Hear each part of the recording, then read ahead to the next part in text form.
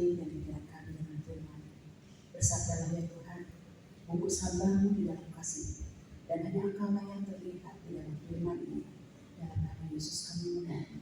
Amin. Selamat sahabat saudara-saudaraku dari Jemaat Kiara Condong. Terpujilah nama Tuhan yang masih mengizinkan kita dapat berbakti pada hari Sabat ini. Karena kita tahu ada orang yang kurang beruntung tidak bisa berbakti hari Sabat ini. Betul ya Pak Ketua? Yang ada yang bekerja di rumah sakit ini, ada yang menginap di rumah sakit. Kerinduannya ke gereja tapi tidak bisa. Oleh karena itu bersyukurlah, walaupun mungkin tadi dari rumah ada beberapa hal yang hampir membuat kita tidak ke gereja.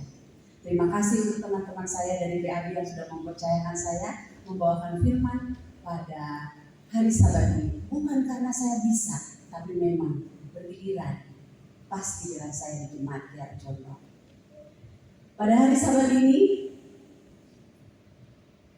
saya akan membawakan firman yang mungkin ada hubungannya dengan pelajaran kita, pelajaran biologi kalau kata kakak-kakak yang sudah SMA ya, pelajaran biologi. Judulnya pun saya ambil berhubungan dengan biologi, akar bibit unggul. Nah, saya tulis di sana, saya Nur Salam Simbolon, karena memang harus dipisahkan, tidak selalu dibawa-bawa saya sebagai istri pendeta. Kami melayani di Mekarwangi sejak Januari kemarin. Jadi harus dipisahkan. Jadi saat ini saya berbicara bukan sebagai istri pendeta, tapi sebagai seorang guru dari PAB.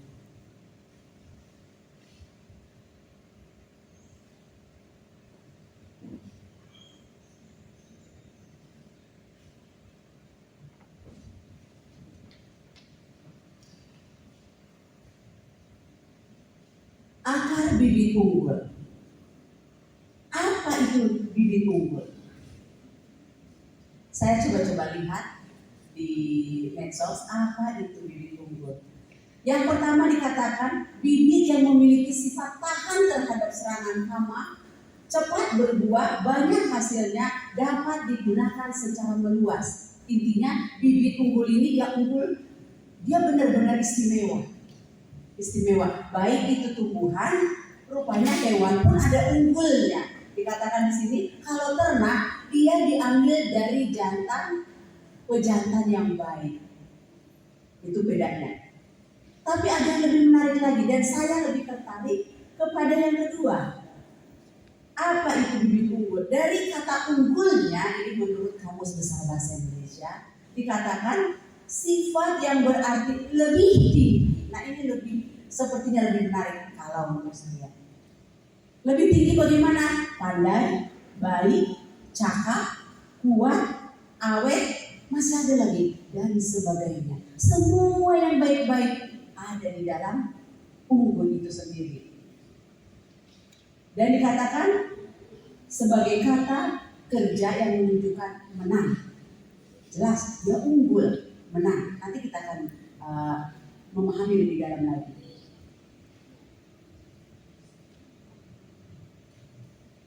Pada saat ini kita dapat melihat apa perbedaan bibit unggul dan bibit biasa. Mungkin ada di antara umat-umat Tuhan atau Jemaat Kiara Condong yang punya kelapa sawit, ya saya tahu. Yang ada di sini ada yang punya kebun kelapa sawit. Tanpa sebut orangnya, saya tahu. Dan pasti mengetahui mana bibit yang baik, yang unggul, mana yang tidak. Kalau saya mungkin pergi ke Riau, kalau kita lihat, tetapi rupanya perbedaannya bagi orang-orang yang tahu bukan itu yang baik, tapi yang kelihatannya seperti daunnya kecil. Karena apa? Dia mengutamakan buahnya, bukan daunnya.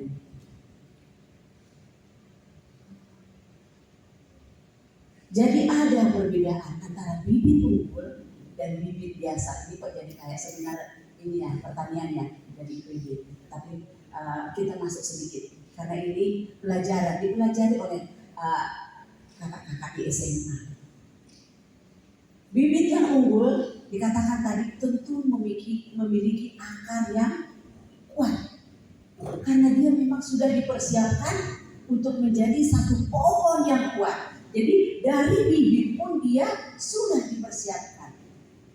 Dan dikatakan pasti memiliki batang yang kuat, ranting yang kuat, ranting yang banyak kalau dia memang buahnya bercabang-cabang dan memiliki buah yang banyak tentunya. Tetapi bibit yang biasa memang dia bertumbuh, tapi akarnya tidak sekuat bibit unggul tadi. Bunganya mungkin bahkan buahnya pun tidak sebanyak yang sudah dirawat, karena dia tidak mendapatkan perhatian khusus. Tumbuh saja. Saya di rumah saya senang sekali bertanam-tanam. Saya kadang kalau saya senang dengan satu tanaman ini, saya rawat dengan baik. Tapi kalau tumbuh syukur, nggak tumbuh syukur, saya taruh aja di atas pohonnya. Memang beda hasilnya. Sekarang apa hubungannya dengan firman Tuhan? Bibit-bibit yang tadi. Di dalam Alkitab ada banyak kita lihat tokoh-tokoh Alkitab. Kita akan melihat anak yang unggul, bibit unggul, dan bibit yang memang sekedar bibit saja yang biasa.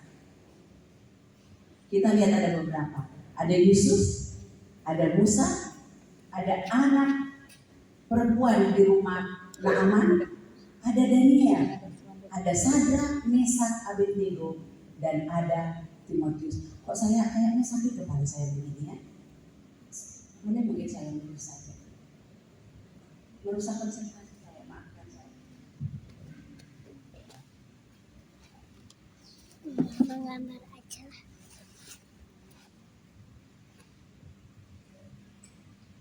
Maaf, berganti sebentar.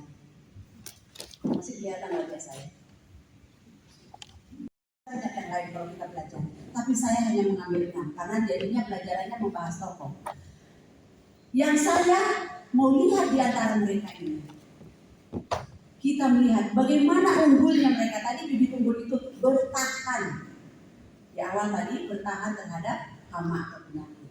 Dan Yusuf bertahan dari godaan istri Potifar. Kita tahu itu.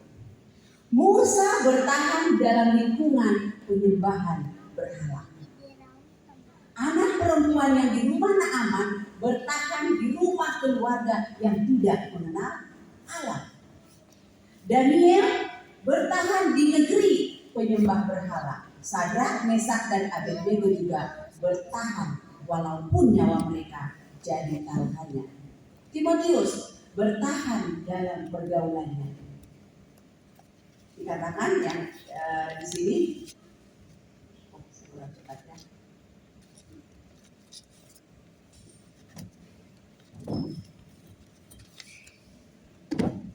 Timotius bertahan dalam pergaulannya, bagaimana dia di Listra. Listra itu adalah tempat orang-orang penyembah berhala juga. Jadi mereka adalah orang-orang yang bertahan. Tapi ada juga akar yang lemah. Kita lihat anak-anak imam Eli, Hofni, dan Pinehas. Ini adalah yang lemah secara akar. Anak-anak yang membina Elisa, 42 anak yang mengejek Elisa karena dia botak. Mana nih anak-anak sekolah sahabat Tiara Condong? Ada yang suka mengejek nih? Ada katanya. Ya, jadi mereka mengejek Elisa pada saat Elisa berpangkas rambut, botak rambutnya. Lalu mereka ejek. Dan yang terakhir, Yudas Iskariot. Kita lihat Yudas Iskariot, nanti kita bahas kembali. Yusuf, Musa, dan yang lainnya, ada siapa di balik mereka itu sehingga mereka menjadi begitu? Ada ayahnya Yakub untuk Yusuf. Kita tahu ceritanya ya, bagaimana Yusuf ini adalah anak dari Rahel, istri yang dicintainya. Setiap hari karena dia anak kesayangan Yakub, sehingga dia setiap hari di rumah. Kita tahu siapa Yakub. Tentu di rumah yang diajarkan kepada Yusuf adalah ajaran-ajaran kebenaran. Ada mamanya, ada papanya. Musa, meskipun dia di tanah Firaun, yang membesarkan dia siapa? Yokebed. Ada mamanya yang mendidik dia. Selama 12 tahun, mamanya membentuk dia menjadi seorang anak yang tangguh, yang unggul di dalam karakternya. Dan anak perempuan di rumah Naaman, dikatakan kalau kita baca ceritanya, dia adalah tahanan yang dibawa dari Israel. Israel kita tahu mereka adalah bangsa yang mengenal kebenaran. Dan kita pastikan kebenaran yang diterima oleh anak tersebut berasal dari orang tuanya, bukan dari tetangganya.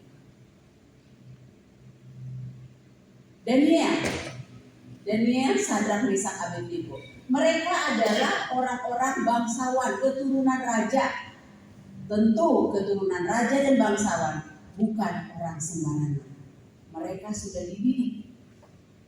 Dan mereka adalah dari bangsa Yehuda, dari kerajaan Yehuda. Mereka sudah dididik di dalam kebenaran. Demikian juga Timotius. Timotius jelas sampai neneknya pun ada di situ. Mamanya Anike dan neneknya Lois menjadi pendidik buat dia. Tapi dia dididik oleh ibu dan neneknya. Bagaimana anak-anak kita? Siapa di balik anak-anak kita? Siapa di balik kita menjadi seperti ini? Hanya kita bisa menjawabnya. Di rumah orang tua adalah pendidik yang terbaik. Jika diibaratkan bibit, orang tua, ini anak baru lahir. Orang tua adalah bibit, di mana orang tua adalah media tanamnya. Media tanam yang terbaik adalah orang tua, bukan guru. Tapi orang tua sebagai guru. Di sekolah, guru memang mempersiapkan siswa untuk dididik, dan guru dipersiapkan untuk mendidik. Tetapi bukanlah media tanam yang terbaik untuk anak kita. Akar-akar dari rumah yang sudah kuat digabungkan dengan didikan dari orang tua yang betul-betul adalah orang tua di dalam Yesus bersama dengan Kristus, maka itu akan mendapatkan anak yang terawat, terjaga, terpelihara. Memang tidak mudah jadi guru di sekolah maupun di rumah. Saya menghadapi kadang orang tua murid, aduh men, saya pusing menghadapi anak saya, susah dibilangin men. Padahal saya bilang, enggak bu, di sekolah dia anak yang nurut. Enggak men, kalau di rumah begini. Saya juga heran kenapa bisa demikian. Ibu mungkin ngajarnya sambil marah-marah. Iya sih. Nah, itu dia. Karena enggak sabar saya. Banyak orang tua tidak sabar kepada anaknya. Sehingga mereka merasa jadi guru itu susah, berat katanya. Seorang guru, baik sebagai orang tua maupun kami sebagai guru di sekolah, dituntut menjadi orang yang bijaksana. Tidak membela ketika ada masalah, tidak membela yang ini, dan tidak menyalahkan yang ini. Kami dituntut untuk bijaksana. Mama papa di tempat ini dituntut untuk bijaksana di rumah. Kalau kakak dengan adik bertengkar, dituntut untuk tidak menyalahkan yang satu, membela yang satu. Akhirnya frustasi. Aku terus yang salah karena aku abang, aku terus yang salah. Lalu si adik bilang, aku lagi yang salah karena aku adik harus mengalah terus sama abang. Dituntut bijaksana. Harus memiliki kesabaran di atas rata-rata. Mama-mama, coba perhatikan. Ada anak-anak yang liar. Mungkin orang lain juga melihat anak saya liar. Tapi menurut saya, anak saya sih menurut. Kenapa? Orang tuanya kurang sabar. Tapi terlalu sabar pun salah. Saya melihat di YouTube kemarin anak-anak, seorang anak mungkin sekitar umur 10 tahun, dia orang kaya, anak ini orang kaya. Dia hancurkan isi supermarket itu. Dia lemparin semua, ambil lempar, botol-botol sandwich itu, minuman-minuman, kalau ada yang menang di luar negeri itu suka disiram-siramkan, diambil pecahkan. Ketika security menenangkan, orang tuanya bilang apa? Tolong, jangan keluar kata-kata jangan. Jadi anak ini tidak tahu bahwa peraturan itu adalah sesuatu yang mengatakan perintah atau larangan. Di kelas 1 sudah belajar itu, kelas 2, kelas 3, terus sampai selama dasar itu belajar bahwa peraturan itu berisi perintah atau larangan. Sementara orang tua ini tidak mengajarkan bahwa ini jangan, ini tidak boleh. Bahasanya tidak menggunakan kata jangan. Akhirnya si anak pun susah dikendalikan. Tidak mudah menjadi seorang guru baik di rumah maupun di sekolah. Seorang guru harus memiliki wawasan yang luas, melebihi bidangnya. Seperti saya, terkadang anak-anak semua ditanyakan. Yang tidak kita pahami pun semua ditanyakan. Sampai keluar angkasa pun ditanya. Manalah kita hafal semua tata surya ini. Tapi mereka menganggap guru itu tahu semua. Bagi mereka, anak saya ketika masih kecil-kecil, mami ini kenapa begini, mami ini kenapa begini. Saya jawab, aduh kurang tahu. Kan mami guru. Jadi mereka menganggap guru itu maha tahu, semua tahu. Jadi perlu hikmat dan kebijaksanaan bagi kita orang tua, bagi kita guru-guru menjadi seorang pendidik. Kita dituntut untuk tidak memandang bulu. Walaupun kadang kita mendengar guru sini hanya anak yang begini yang didengar, anak yang begini tidak didengar. Masih terdengar kadang-kadang, betul? Ada yang masih ada terdengar di telinga kita seperti itu. Anaknya sini karena dia begini didengerin, anak saya karena begini nggak didengerin. Masih berlaku saya dengar sekali-sekali. Jadi semua sama. Pintar bukan berarti bijaksana anak itu. Perlu bimbingan dari guru. Bodoh bukan berarti anak itu tidak tahu apa-apa. Itu pun perlu bimbingan dari guru. Kita sebagai orang tua dan guru. Apa dikatakan? Mudah-mudahan saya tidak salah, maaf kalau ada orang Jawa di sini. Ingatsa sungguh jo imat ya mangkasa ngonotorsu. Tuturi Handayani. Saya ingat dulu waktu saya SD di topi saya ada tulisan Tuturi Handayani. Sekarang nggak ada lagi. Ada atau kemana itu Tuturi Handayani? Artinya di depan kita sebagai orang tua atau guru, di depan memberi teladan. Jangan bilang nggak boleh main HP. Gurunya sibuk main HP.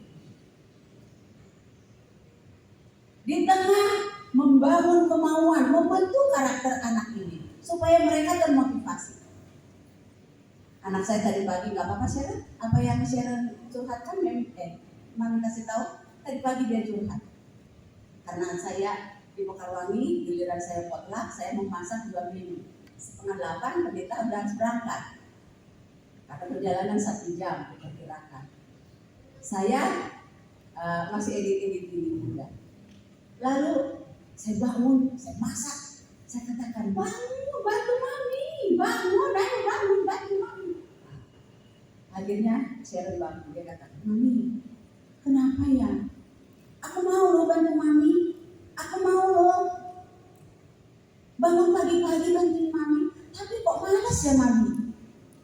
Kenapa begitu? Aku mau seperti si ini rajin, tapi kok malas ya?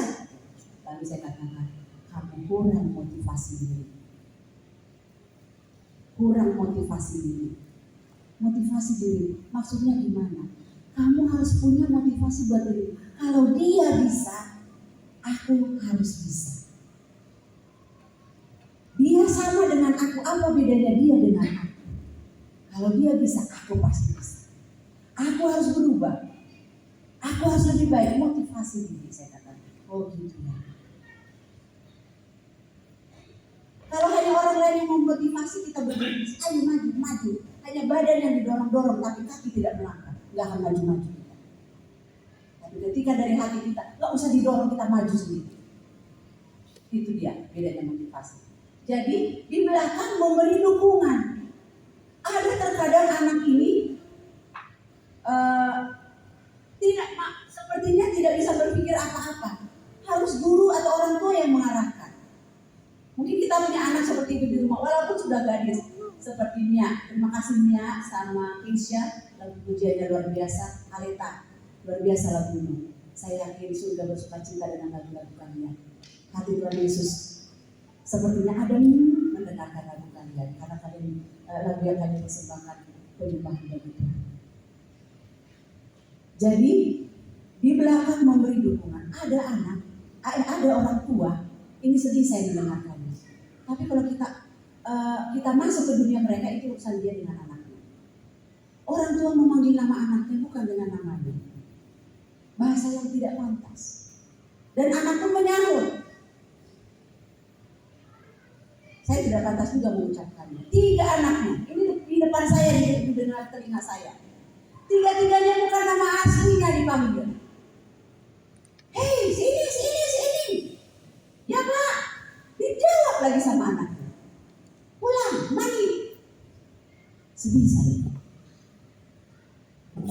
Ada juga orang tua bukan memberi dukungan. Ketika anaknya pulang, ini ada orang tua saya alami langsung. Hanya salah satu ujiannya, orang tuanya marah-marah. Masa ini aja kamu bisa salah? Ini aja kamu gak bisa jawab? Dia gak perhatikan yang 9 itu tidak benar. Sedih hati. Mari kita yang ada di ruangan ini tidak seperti itu. Ketika anak ini salah 9, satu yang benar, kita harus bisa menjadi di belakang memberi dukungan. Bagaimana caranya? Orang nilainya 1. Caranya, wah, nggak salah semua. Ada yang benar. 1 benar ini, mantap. Bisa saudara?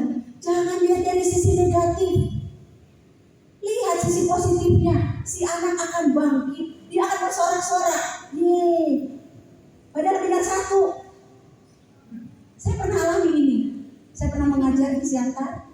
Kebetulan anak HI Sinaga, waktu itu dia jadi direktur, anak buku yang namanya Isa, Pangais kalau orang sudah bilang, dia murid saya. Saya bikin dia ranking 16, sesuai dengan saya tidak naik-naikkan. Dan saya bilang, wow, kamu hebat ranking 16.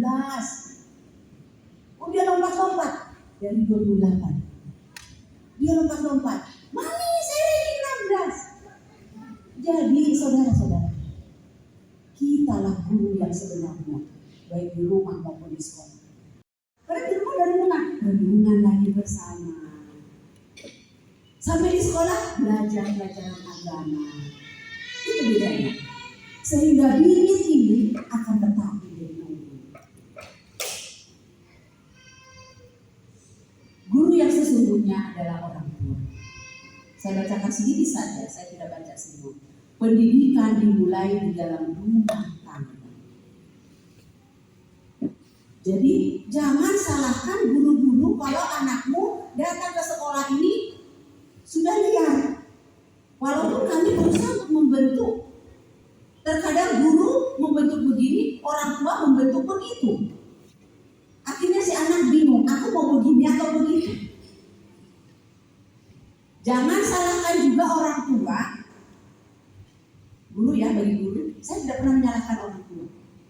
Artinya menyalahkan orang tua, kenapa bapak begini? Ya itulah cara mendidik.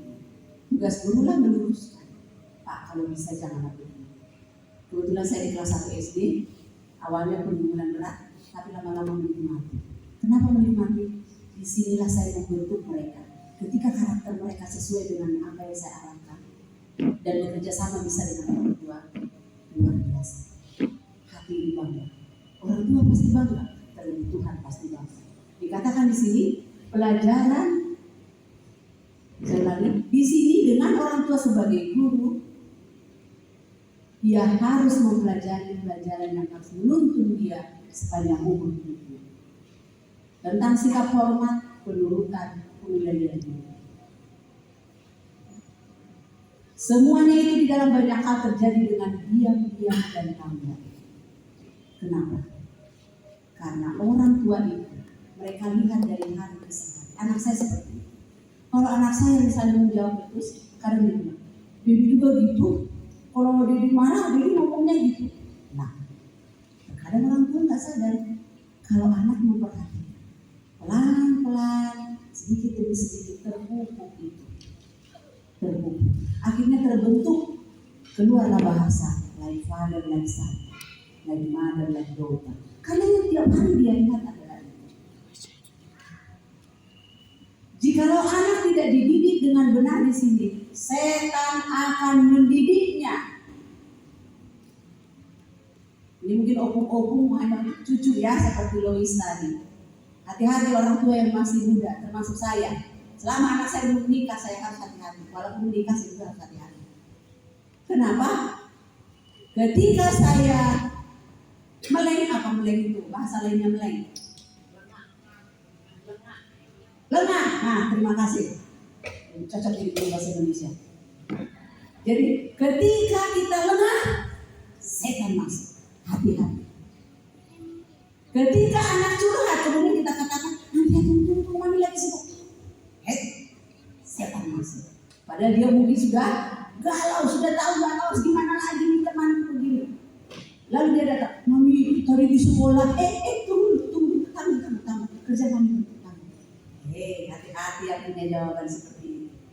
Atau bapak-bapak, datang anaknya yang lajang. Wah, tadi ada cewek begini, Pak.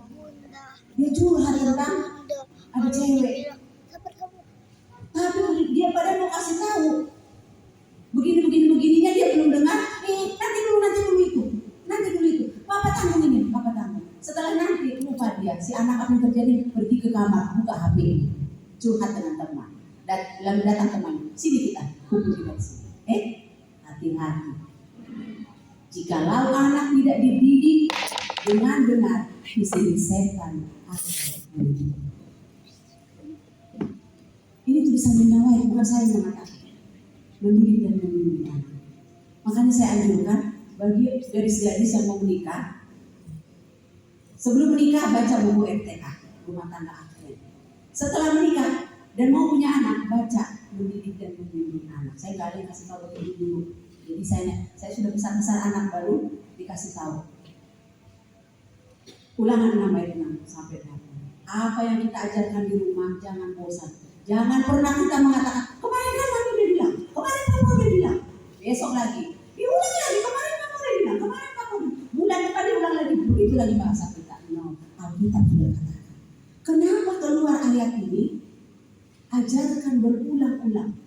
Kalau di Amsal dikatakan anungkan. Kalau di Amsal, kenapa?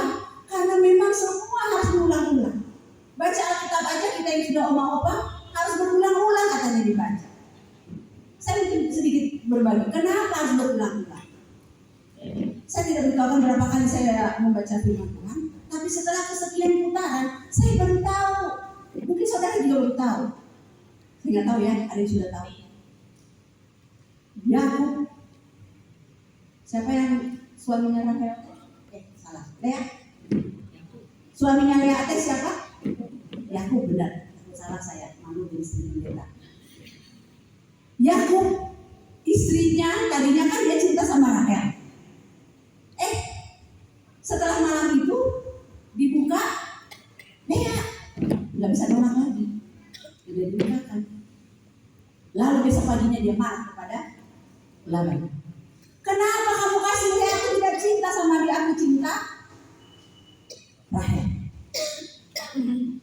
Berapa lama lagi Rahel baru dia diambil dari istrinya? Ada suara? Berapa tahun? Nah, ada yang ragu-ragu. Berapa tahun? 7. Ada yang lain? 14 tahun jadi lama. 2 kali 7. Nah, saudara-saudara, baca Alkitab di rumah. Salah. Saya bertemu dengan mahasiswa teologi di dunia karena di sana banyak di jemaat kami banyak hadir. Saya katakan baca Alkitabmu, baca sekarang bukan. Saudara boleh baca. Salah. Bukan 7 tahun. Dia 7 tahun dengan Lea. 7 tahun, 7 hari dia memperistirahatkan Rahel. Boleh dibaca di rumahnya. 7 hari setelah pernikahannya dengan, tadinya mau besoknya, tapi apa kata Laban? Gak bagus begitu. Genapkanlah dulu 1 minggu perkawinanmu dengan anakmu Lea. Baru nanti ku kasih Rahel. Digenapkanlah seminggu, dikasihlah Rahel. Tapi setelah dia bersama dengan Rahel, tahun lagi. Tapi sudah membersihkan langit, boleh dibaca. Itulah manfaatnya kalau kita berulang-ulang. Gak salah firman Tuhan itu. Berulang-ulang. Anak itu sekali mungkin tidak bisa, 2 kali tidak bisa, 3 kali tidak bisa. Berulang-ulang. Akhirnya suatu saat anak itu akan berkata, betul Mami, apa yang Mami bilang betul. Dan itu akan dia bawa ke rumah tangganya. Namun di atas semuanya, buku pendidikan mengatakan, dia adalah guru besar, maksudnya Yesus, guru besar umat manusia. Keluarga merupakan sekolah dan orang tua menjadi gurunya, tapi guru besar adalah Yesus itu sendiri. Pendidik, jadi seperti yang saya katakan tadi, pendidik di rumah tangga itulah yang paling utama. Ketika engkau melihat anak-anakmu kurang pas dalam hatimu, coba pikirkan ke belakang. Media tanam yang Anda sudah berikan itu sudah pas atau belum? Memang seperti kata perjanjian baru, kadang iblis menaburkan bibit-bibit lawan. Tapi ketika media tanam di rumah itu sudah kuat, yakinlah dia akan menjadi bibit unggul. Perpaduan antara saudara sebagai orang tua siswa. Ada memang murid kami dari Pengacara Condong ini, ya, terima kasih sudah mempercayakan kepada kami untuk dididik anak-anak Tuhan. Saudara sebagai orang tua bekerja sama dengan kami. Kita bersama-sama dengan Kristus kita tuntut anak ini. Bisakah kita bayangkan jadi apa anak ini? Dia akan menjadi pewaris surga. Bukan soal nilai yang besar, bukan, tetapi karakter yang dibawa ke surga. Kita lihat Daniel tadi, ini ayat itu yang dibacakan Ibu Maria. Kenapa dia menjadi bibit unggul? Karena dia terpilih, tidak ada celah. Dia sudah dari orang tuanya pun dia sudah menjadi bibit unggul, memiliki akar yang kuat, tidak ada celah, berperawakan baik, memahami berbagai hikmat, berpengetahuan banyak, mempunyai pengertian tentang ilmu, cakap bekerja. Selain dari itu, dia pun mau disekolahkan lagi supaya nanti bahasa orang asing. Yusuf itu, ketika dilihat oleh tuannya, Yusuf mendapat kasih Tuhan. Bukan hanya itu, Tuhan memberkati rumah di mana Yusuf tinggal. Luar biasa. Kalau anak-anak kita besarkan di dalam Tuhan, di sekolah, dibesarkan di dalam Tuhan, kemudian dia pergi merantau, dan kita dengar kabarnya, oh anakku luar biasa, bangga. Saya yakin ada kebanggaan. Terlebih Tuhan, lebih bangga Tuhan memakai dia di tempat yang lain. Dan yang terakhir dikatakan, Yusuf itu manis sikapnya dan elok parasnya. Sudah ganteng, sudah cakap, manis sikapnya. Terima kasih untuk mama papa, orang tua kami yang sudah menyekolahkan anak di PAB, khususnya di TK dan SD. Kalau SMA mungkin banyak kakak-kakak satu kelas dan SMP. Kalau SD murid saya hanya 8. Itu pun 8 serasa 80. Karena apa? Inilah keistimewaan murid kalau sedikit. Secara detail saya tahu, gerak-gerik mata mereka saya bisa lihat. Apa yang terjadi di rumah pun mereka akan kasih tahu. Sehingga saya bisa membentuk mereka secara personal. Saya bisa peluk mereka satu persatu. Saya bisa bentuk mereka satu persatu. Mungkin itulah Tuhan percayakan kami untuk saat ini ya, muridnya masih sekian. Anda memilih sekolah PAB, saya yakin bukan karena megahnya bangunan, bukan karena kami banyak, bukan karena sarana prasarana yang luar biasa, bukan karena guru-gurunya yang sudah profesional atau master-master, bukan. Tapi ada Tuhan Yesus di sekolah ini. Ada Tuhan Yesus di dalam kami. Tuhan panggil kami. Mungkin kalau bicara soal gaji, gak seimbang. Kalau saya pribadi mengatakan, Pak dengar nanti nyampe dah ya. Mudah-mudahan dinaikin. Jadi bukan soal kehebatannya guru-guru di sini.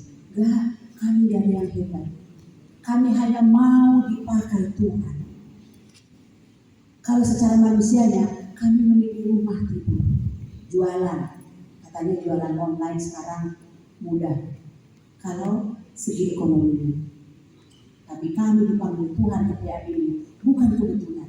Bukan kebetulan Ibu Dio Tuhan pakai. Bukan kebetulan Ibu Maria Tuhan pakai. Bukan kebetulan Ibu Meli jadi pimpinan saya. Bukan kebetulan Sir Arlen di belakang saya, Mempera, Sasha yang baru bergabung. Bukan kebetulan kami dipakai Tuhan. Tapi memang Tuhan mau kami di sekolah ini digunakan membentuk anak-anak yang dititipkan di sekolah ini. Maaf bagi saudara-saudaraku yang anaknya mungkin tidak di sekolah Adventnya. Bukan saya mengatakan, oh memang negeri itu sekolah murtad. Bukan. Dan saya tidak mengatakan, oh anakku kan sekolah Kristen, ada di sekolah Kristen ini, Kristen ini. Bukan saya mengatakan sekolah mereka tidak baik, tidak. Seperti yang saya katakan tadi, dimanapun anak Anda sekolah, walaupun saya mengajak ke sekolah Advent ya, kadang karena lokasi terlalu jauh, tidak sanggup ke sekolah, saya mau mengambil. Anak saya pernah di negeri, baru 2 bulan dia hafal doa masuk, doa bismillah masuk, 2 bulan, apa langsung. Karena kami ditempatkan di sekolah yang tidak di sekolah Kristen sama sekali. Saya pernah merasakannya. Anak pertama saya 6 tahun SD, 6 sekolah di jalan. Dan saya bisa merasakannya. Saudara-saudaraku yang anaknya mungkin tidak di sekolah Tuhan, jangan berkecil hati. Ingat, Anda adalah guru yang terbaik yang Tuhan pilih untuk anaknya. Berikan dukungan, berikan teladan, berikan support, semangat. Jangan biarkan dia, oh dia sekolahnya di sana, saya sekolahnya di sini. No, kita katakan bagaimana pendidikan yang sesungguhnya itu adalah Tuhan. Biarlah kiranya Tuhan akan melihat upaya kita untuk membentuk anak-anak kita di dalam Tuhan. Sebagai kesimpulan, maafkan saya kalau lewat dari waktu. Kesimpulannya, anak-anak kita adalah benih yang Tuhan titipkan bagi kita untuk kita bentuk. Kami sebagai guru hanya bisa mengarahkan. Yang baik kami semakin arahkan, yang kurang baik kami coba luruskan. Hanya itu tugas kami. Tetapi membentuk yang sesungguhnya adalah orang tua di rumah. Kuat lemahnya akar tabiat dan akar pengetahuan anak kita ada di tangan kita. Mau jadi apa anaknya? Ada di tangan saudara. Mari bekerja sama untuk membentuk anak-anak kita menjadi pewaris surga. Tujuan kita bukan anak ini menjadi seorang presiden, menteri, pengusaha, bukan. Tapi tujuan kita yang paling utama membentuk dia menjadi